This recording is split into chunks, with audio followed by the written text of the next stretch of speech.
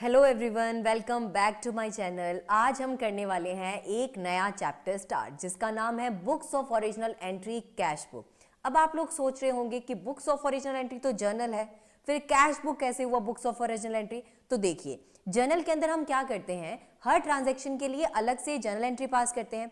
अब छोटे बिजनेसेस तो क्या होता है कि दिन के 100-200 ट्रांजैक्शंस होते हैं, तो हर ट्रांजैक्शन के लिए अलग से जर्नल एंट्री बनाना उनके लिए तो पॉसिबल है।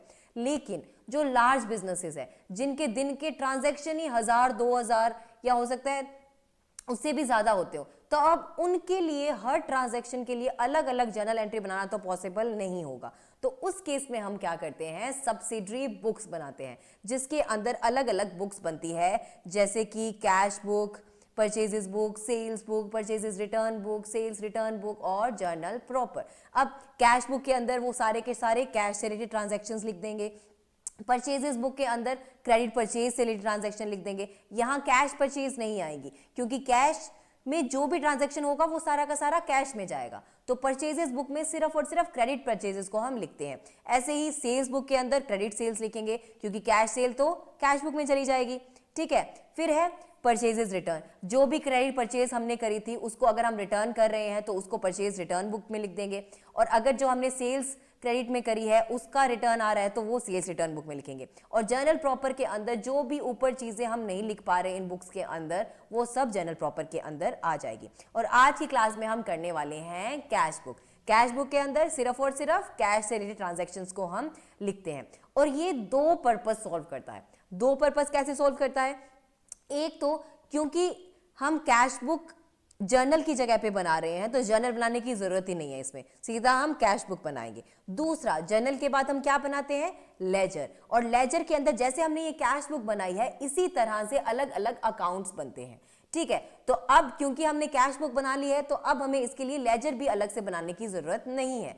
तो कैश बुक दो पर्पस सॉल्व करती है, एक तो हमें जर्नल बनाने की जरूरत नहीं है, और दूसरा लेजर भी कैश से रिलेटेड बनाने की हमें यहां जरूरत नहीं है। ठीक है, अब कैश बुक के चार टाइप्स है। एक तो है सिंगल कॉलम कैश बुक, जिसके अंदर अमाउंट का सिर्फ एक ही कॉलम होता है, यानी कि कैश से रिलेटेड ट्रांजैक्शन सिर्फ और सिर्फ इसमें लिखे जाते हैं। फिर है double column cash book. Double column cash book के अंदर दो कॉलम्स होते हैं अमाउंट के, एक तो होता है कैश का और दूसरा हो सकता है डिस्काउंट का कॉलम, या एक कैश या एक बैंक का भी बना सकते हैं। तो दो कॉलम्स होंगे, यानी कि कैश से रिलेटेड ट्रांजैक्शन को तो हम कैश कॉलम में लिखेंगे, और अगर कोई ट्रांजैक्शन बैंक से हुई होगी तो वो बैंक अमाउंट के कॉलम में हम लिख देंगे। ऐसे ही अगर कैश और डिस्काउंट का कॉलम बना रहे हैं तो कैश से रिलेटेड ट्रांजैक्शन को कैश में और डिस्काउंट से रिलेटेड ट्रांजैक्शन को डिस्काउंट कॉलम में। फिर थर्ड है ट्रिपल कॉलम कैश बुक। इसके अंदर तीन कॉलम्स बनते हैं, एक कैश कॉलम, दूसरा बैंक कॉलम और तीसरा डिस्काउंट कॉलम। अब इसके अंदर हम तीनों चीजों से रिलेटेड ट्रांजैक्शंस को एक ही जगह पे रिकॉर्ड कर सकते हैं, यानी कि चाहे ट्रांजैक्शन कैश में हो रही हो, चाहे बैंक से रिलेटेड ट्रांजैक्शन हो, या चाहे डिस्काउंट हमने कैश में दिया हो या लिया हो, वो सब यहाँ एक ही बुक के अंदर रिकॉर्ड हो जाएगा अगर वो हम ट्रिपल कॉलम कैश बुक बना रहे हैं तो। फिर है petty cash book. Petty cash book हम बनाते हैं small day to day business expenses के लिए, यानी कि जो भी बिजनेस के अंदर छोटे छोटे खर्चे होते हैं, जैसे पोस्टेज के हैं, स्टेशनरी के हैं, लोकल कन्वेंस है या टी एक्सपेंसेस है, इसके लिए हम अलग से पैटी कैश बुक मेंटेन करते हैं। आज की क्लास में हम करेंगे cash book, single cash book. अब सिंगल कॉलम कैश बुक में क्या था, सिर्फ एक ही कॉलम बनेगा अमाउंट का, जिसके अंदर सिर्फ और सिर्फ कैश से रिलेटेड ट्रांजैक्शंस को हम लिखते हैं। अब कैश बुक को दो हिस्सों में डिवाइड किया जाता है, एक साइड तो होती है डेबिट साइड और दूसरी होती है क्रेडिट साइड। डेबिट साइड में हम लिखते हैं सारी की सारी कैश रिसिप्ट्स, यानी कि जो भी कैश बिजनेस के अंदर आ रहा होता है वो जाता है डेबिट साइड में, और जो भी कैश बिजनेस से जा रहा होता है वो जाता है क्रेडिट साइड में। और ऐसा क्यों होता है, क्योंकि कैश क्या है, असेट, और असेट होता है रियल अकाउंट का पार्ट, और रियल अकाउंट का रूल कहता है डेबिट व्हाट कम्स इन, यानी कि जो बिजनेस के अंदर कैश आएगा उसे हम करेंगे डेबिट, और जो बिजनेस से कैश बाहर जाएगा उसे करेंगे हम क्रेडिट। ठीक है, और कैश बुक का हमेशा डेबिट बैलेंस होता है। डेबिट बैलेंस का मतलब क्या है कि इतना पैसा बिजनेस के पास पड़ा है। ये डेबिट बैलेंस क्यों होगा हमेशा, क्योंकि देखो, अगर बिजनेस के पास 10,000 रुपए है तो वो कभी भी कैश में 10,000 से ज्यादा की पेमेंट कर ही नहीं सकता।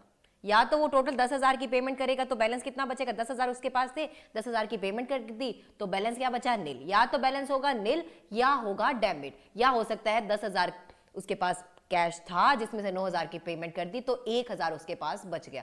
तो बैलेंस हमेशा या तो डेबिट होगा या नील बैलेंस होगा। कैश का कभी भी क्रेडिट बैलेंस हो ही नहीं सकता। बैंक का हो सकता है क्योंकि बैंक में ओवरड्राफ्ट फैसिलिटी होती है, हम एक्स्ट्रा भी पैसे निकाल सकते हैं जितने हैं उससे ज्यादा, तो वहां डेबिट बैलेंस हो सकता है, क्रेडिट बैलेंस हो सकता है, लेकिन कैश के केस में सिर्फ डेबिट बैलेंस होगा या नील बैलेंस होगा। ठीक है, फिर नेक्स्ट है balancing of cash book and carry forward. अब बैलेंसिंग का क्या मतलब है? बैलेंसिंग बिजनेस के अंदर या तो डेली होता है या वीकली होता है या मंथली होता है। बैलेंसिंग का मतलब है कि टोटल कैश रिसीव्ड और कैश पेमेंट को प्लस और माइनस करना, उसके बाद जो बैलेंस बच रहा है उसे रिकॉर्ड करना। अब ये डेली अगर होगा तो क्या होगा? फॉर एग्जाम्पल अगर 10,000 रुपए पहले पड़े थे बिजनेस के पास, उसमें से कुछ उसके अंदर रिसीट्स आई पूरे दिन के अंदर, कुछ उन्होंने पेमेंट करी, तो सबको रिसीट्स को 10,000 में प्लस किया, जितनी पेमेंट्स करी उसको माइनस किया, तो पीछे बैलेंस बचा 2,000 रुपए। तो ये दिन के एंड का बैलेंस है 2,000। तो इस बैलेंस को हम कैसे लिखते हैं? At the end of the day to balance bought down 2,000। ठीक है, फिर अगले दिन की जब सुबह हुई तब क्या करेंगे? उस बैलेंस को हम आगे लेकर आएंगे और वहां लिखेंगे बाय बैलेंस कैरी डाउन और अमाउंट आ जाएगी 2,000। ठीक है, अब ये बैलेंस हम आगे ले आए, अब फिर से वैसे ही जितनी रिसीट्स आएंगी वो डेबिट साइड लिखते जाएंगे, पेमेंट्स आएगी वो क्रेडिट साइड लिखते जाएंगे। ऐसे ही अगर डेली कर रहे हैं तो दिन के लास्ट में हम क्या करेंगे? फिर से वो बैलेंस निकालेंगे और उस बैलेंस को साथ में चेक भी करेंगे कि जितना बैलेंस उसमें आया है उतना ही हमारे पास कैश भी होना चाहिए। ठीक है, तो बैलेंस और जो एक्चुअल में कैश है बिजनेस के पास वो हमेशा इक्वल होता है। ठीक है, तो ये बिजनेस डेली भी कर सकता है, वीकली भी कर सकता है, मंथली भी कर सकता है। ये डिपेंड करता है कि उसमें कितने ट्रांजैक्शंस होते हैं, कितना कैश अवेलेबल है बिजनेस में, इन सब के ऊपर। ठीक है, तो अब इसका पहले फॉर्मेट देखते हैं। फॉर्मेट कैसे होता है? इसके दो साइड्स होते हैं, एक है डेबिट साइड और एक है क्रेडिट साइड। डेबिट साइड में क्या आएगा? Date, particulars, cash. ठीक है, यहां पे एक लेजर फोलियो का कॉलम भी होता है, जो यहां पे भी जरूरत नहीं थी इसलिए नहीं लिखा मैंने, पर एक्चुअल में यहां लेजर फोलियो का कॉलम भी होता है एक। ऐसे ही क्रेडिट साइड में होगा डेट, पर्टिकुलर्स, लेजर फोलियो और कैश। लेजर डेट में तो हम लिखेंगे कि किस डेट को ट्रांजैक्शन हुई है वो। फिर नेक्स्ट है पर्टिकुलर्स। पर्टिकुलर्स में हम लिखते हैं कौन सा अकाउंट क्रेडिट हो रहा है वो। अब देखो, कैश बुक की दो साइड्स होती है, ये वाली साइड तो है, ये वाली साइड तो है डेबिट और ये वाली साइड है क्रेडिट। ठीक है, तो डेबिट कैश बुक में अगर कैश डेबिट हो रहा है तो दूसरा अकाउंट क्या होगा? क्रेडिट होगा। तो इसलिए यहां पर्टिकुलर्स में जो भी अकाउंट क्रेडिट हो रहा होगा वो लिखेंगे और कैश में लिख देंगे कितने अमाउंट से हो रहा है वो। और यहां जो लेजर फोलियो का कॉलम होगा वहां क्या लिखेंगे? लेजर फोलियो का पेज नंबर, यानी कि ये जो अकाउंट हमने क्रेडिट किया है वो लेजर फोलियो में कहां रिकॉर्डेड है। ठीक है, ऐसे ही क्रेडिट साइड में डेट, पर्टिकुलर्स में जो अकाउंट डेबिट होगा वो लिख देंगे और अमाउंट की जगह पे आ जाएगा अमाउंट। ठीक है, तो चलिए इससे रिलेटेड एक एग्जांपल देखते हैं जिससे आपको ये अच्छे से समझ आएगा। पहला है मार्च 1 को बैलेंस इन हैंड कैश 50,000। अब देखो बैलेंस है यानी कि डेबिट बैलेंस ही होगा कैश का, और डेबिट बैलेंस है तो ये कैश अकाउंट की डेबिट साइड में आ जाएगा। डेबिट साइड है ये, तो यहाँ पे डेट के नीचे लिखेंगे मार्च 1 टू बैलेंस बोट डाउन, यानी कि पीछे से बैलेंस आया है टू बैलेंस बोट डाउन और अमाउंट आ जाएगा 50,000। फिर नेक्स्ट है मार्च 4 को purchase goods CGST 6% and SGST 6%। 35,000 के गुड्स बिजनेस ने खरीदे जिसपे CGST और SGST भी उन्होंने पे किया। अब सबसे पहले हम क्या करेंगे? इनके मन में जर्नल एंट्री सोच लो। जर्नल एंट्री क्या करते हैं जब हम गुड्स परचेज करते हैं? कैश बिजनेस से बाहर जाता है तो एंट्री बनती है purchases account debit to cash account. तो कैश अकाउंट के क्रेडिट साइड में जाना हमें, कैश अकाउंट यहाँ क्रेडिट हुआ है इस जर्नल एंट्री में, तो कैश अकाउंट की क्रेडिट साइड में जाएंगे और बाय परचेजेस 35,000 रुपए हमने परचेजेस के दिए हैं और बाय इनपुट CGST और बाय इनपुट SGST इतने पैसे हमने GST और SGST के भी पे किए हैं, तो ये भी 2100 और 2100 यहाँ आ जाएंगे क्रेडिट साइड पे।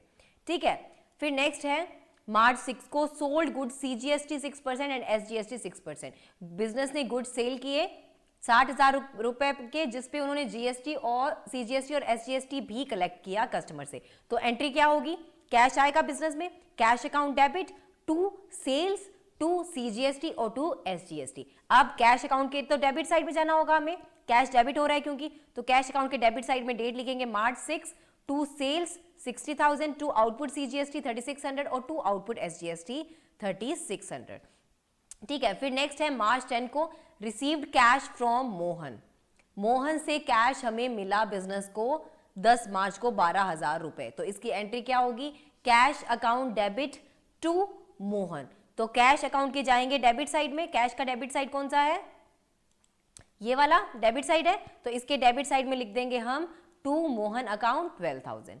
ठीक है, फिर नेक्स्ट है मार्च 12 को पेड वेजेस, बिजनेस ने वेजेस पे किए 4500 की, तो एंट्री क्या बनेगी, wages account debit to cash. तो मार्च कैश अकाउंट यहां पे क्रेडिट हो रहा है, तो कैश क्रेडिट साइड में जाएंगे बाय वेजेस मार्च 12 और अमाउंट है 4500।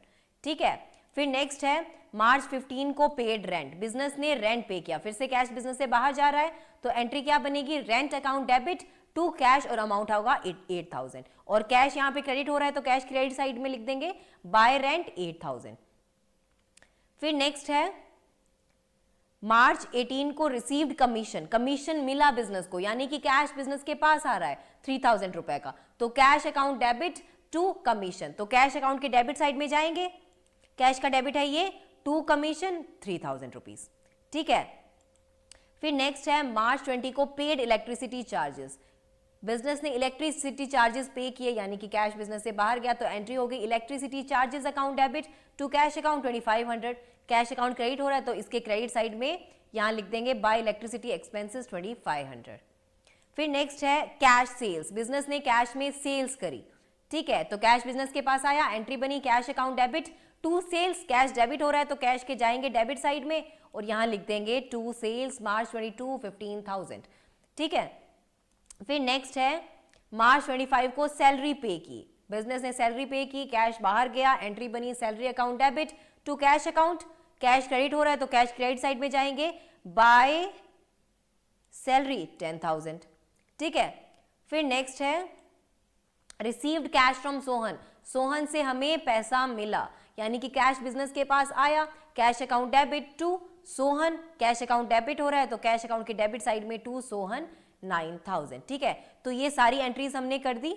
ये पूरी क्या है, ये देखो, इसका मतलब कब बैलेंस करता है बिजनेस कैश बुक को, एक महीने में एक बार, यानी कि महीने के एंड पे वो बैलेंस कर रहा है। ठीक है, पूरे महीने की ट्रांजैक्शन हमने लिख दी, तो पहले तो यहाँ पे बैलेंस पिछले महीने का यहाँ ले आए थे, अब इस बैलेंस के अंदर जितने भी हमारे पास रिसीट्स आई है वो सब इसमें ऐड करेंगे, और जितनी भी हमने पेमेंट्स करी है वो सब यहाँ से माइनस करेंगे, और जो अमाउंट बचेगा वो होगा इस महीने का बैलेंस बचा हुआ, जो कि है 91,000। और ये 91,000 क्या है, ये 91,000 एक्चुअल में कैश है बिजनेस के पास एंड ऑफ द मंथ मार्च। ठीक है, अब ये मार्च का एंड है। ठीक है, ये तो बैलेंस नीचे लेके जा रहे हैं हम अगले महीने के लिए, बाय बैलेंस कैरी डाउन हो गया यहाँ। अब जब अगला मंथ आएगा अप्रैल, तो वहां आ जाएगा अप्रैल 1 को टू बैलेंस बोर्ड डाउन और अमाउंट आ जाएगा 91,000। और फिर से ऐसे सारे के सारे हम जितने भी रिसीट्स आएंगे वो इसमें प्लस करेंगे, जो पेमेंट्स होंगी वो माइनस होंगे, और ऐसे हर महीने का बैलेंस बचता जाएगा और बैलेंस कैरी डाउन होता जाएगा, और अगले महीने में ट्रांसफर होकर टू बैलेंस बोर्ड डाउन होता जाएगा। ठीक है, तो ये था हमारा single column cash book. I hope ये आपको अच्छे से समझ आया होगा। Thanks for watching. If you like this video please like share and subscribe. Bye bye.